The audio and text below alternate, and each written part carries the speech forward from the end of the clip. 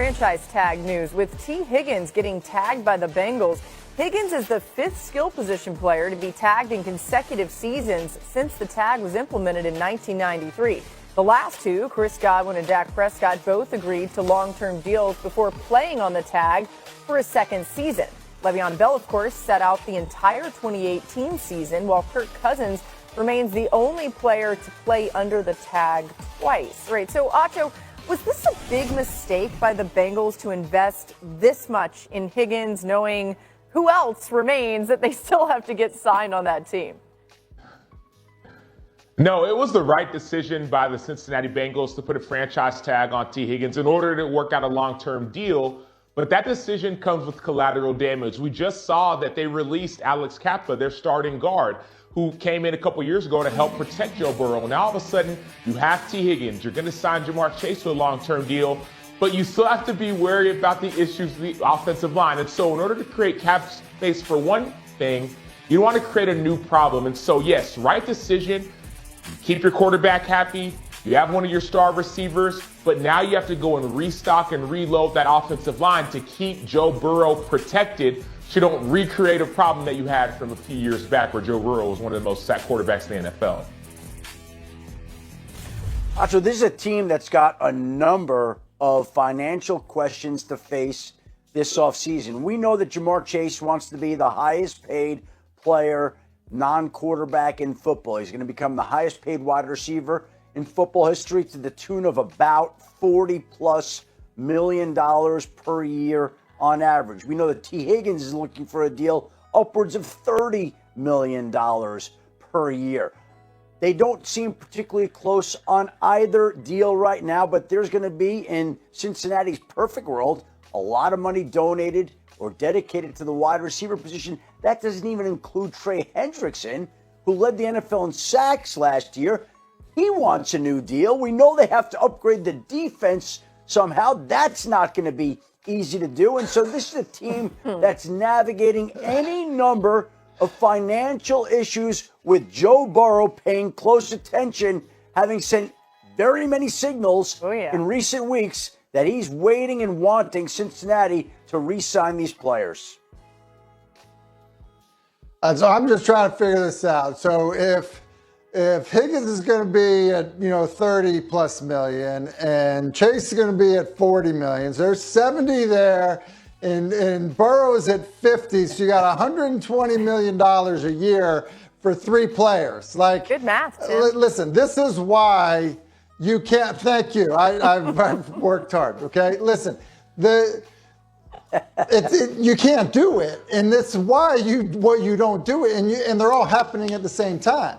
So that's why the wait and see game, when you know somebody can play, extend the guy, do the deal, rather than kicking it down the road and then thinking that you're going to tag him. And if you've drafted well, the guys that were drafted behind him, they're going to be up for new deals. To me, it's actually just kind of, we can call it cheap. I guess I'd prefer to just say it's kind of irresponsible in terms of how you're managing the talent that you draft. And much like we've talked about, things that they've done in Dallas, it's a very similar thing. They've actually drafted well in Dallas, but when you draft well, you better be quick to re-sign those guys that can play. If you don't, it ends up being more expensive, and then quite honestly, you either end up losing them, having to let them walk. It's just, you create a mess by doing it. They've kind of created a horrendous situation with three of their best and most important players all kind of, being due to be paid around the same time.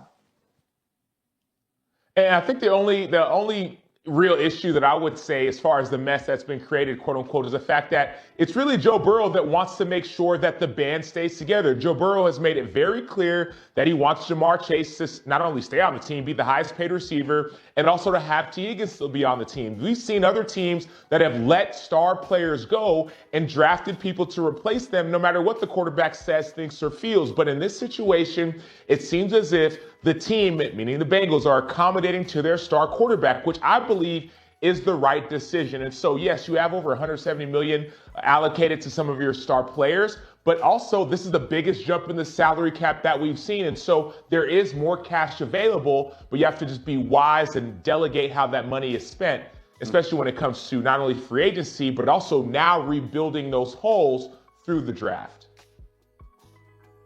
Yeah, and I think that it makes sense to involve your quarterback, your biggest investment from a player perspective, and say, all right, but you got to make a choice. Like, you can't have T. Higgins and have Jamar Chase, have them be paid at the top of the market, because, oh, by the way, we do need to sign linemen. We do need to address things on the defensive side of the. This one hurts, doesn't it? The Kansas City Chiefs on the biggest stage suffered a brutal 40-22 loss to the Philadelphia Eagles in Super Bowl LIX.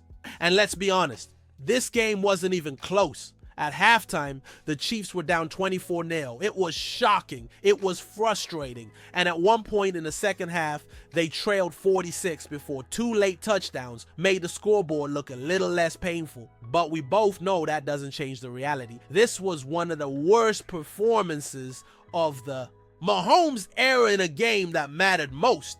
If this game felt familiar, there's a reason for that. Remember Super Bowl LV against the Buccaneers? Patrick Mahomes was running for his life behind a struggling offensive line, and the Chiefs got blown out. What happened next? The front office took action. They completely rebuilt the O-line that offseason, and guess what? Here we are again. Another Super Bowl loss. Another game where Mahomes had no time to throw. And once again, the Chiefs are making moves. But did they just make the right one?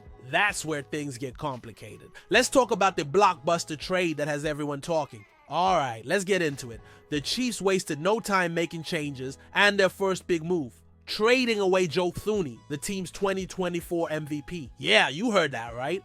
Thuney, one of the best offensive linemen in the league, is heading to the Chicago Bears in exchange for a 4th-round pick. A 4th-rounder. For a guy who was not only Kansas City's most valuable player last season, but also a first-team All-Pro selection. That's a tough pill to swallow.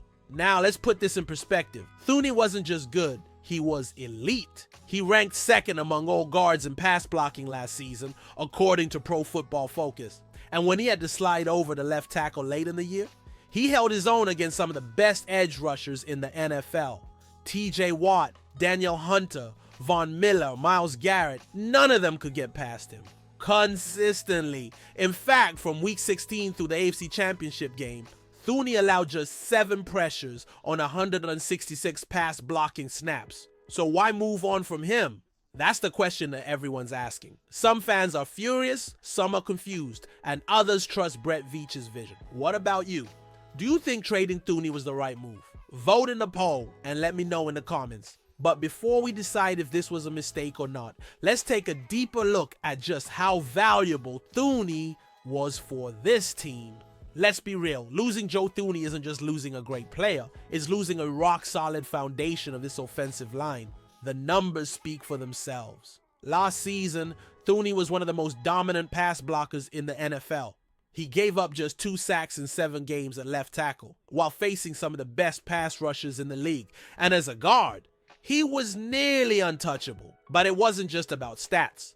Thuney brought versatility and leadership to this team. When injuries forced him to move outside, he didn't just survive, he thrived. That's rare. And for a Chiefs O-line that struggled in big moments, Thuney was the guy you could count on. And let's not forget his impact on Patrick Mahomes. You and I both know that if Mahomes doesn't have time to throw, this offense falls apart. Thuney was a big reason why Mahomes could stay upright and make magic happen. Without him, that pocket might start collapsing a lot quicker. So if Thuney was this good, why trade him? Well, the Chiefs clearly have a bigger plan in mind, but will it actually work? That's what we need to talk about next. So why would the Chiefs move on from their best offensive lineman? It all comes down to strategy. First, there's the offensive line rebuild. Kansas City isn't just making small tweaks. They're completely reworking the unit. The goal, protect Mahomes better and build a line that can dominate for years to come. Then there's the money factor. Thuney's contract wasn't cheap. Trading him clears up cap space, which the Chiefs could use to bring in younger talent through free agency or the draft. But was it worth losing their most reliable lineman? That's up for debate. And speaking of replacements, who steps up now? The Chiefs might already have internal options, or they could be eyeing someone in the draft. But trusting an unknown over a proven all-pro, that's a gamble. This move could either be a brilliant long-term play or a huge mistake that leaves Mahomes under constant pressure. Either way, it's a decision that will define the 2025 season. And that brings us to the big question. Was this the right call, or did the Chiefs just make a major misstep? Let's break it all down. So here we are. Joe Thuney is gone, the offensive line is getting a makeover, and the Chiefs are betting on a new direction. But did they make the right call?